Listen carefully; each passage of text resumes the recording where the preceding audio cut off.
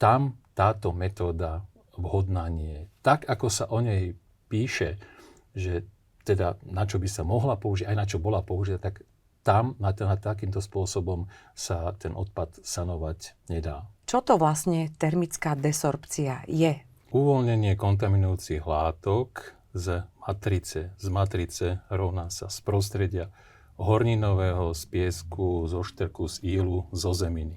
A druhá vec je, či sa termická desorpcia dá použiť vo vodnom prostredí, pretože my tu hovoríme o tom, že toto je vo vode a rozpustené vo vode. A druhý aspekt je, že samotné nakladanie alebo vyberanie toho odpadu, aby sa teda dostal alebo premiestnil k tej desorpčnej jednotke, by bolo potrebné tú skládku otvoriť.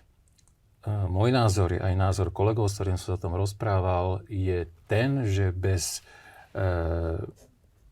vyskúšania priamo v tom území, nazvime to ako pilotnou skúškou alebo polnou skúškou, je veľmi, veľmi ťažké vôbec odhadnúť čas, náklady a vôbec účinnosť toho. Ako som povedal, riešenie alebo odstranenie odpadu nebude takto možné.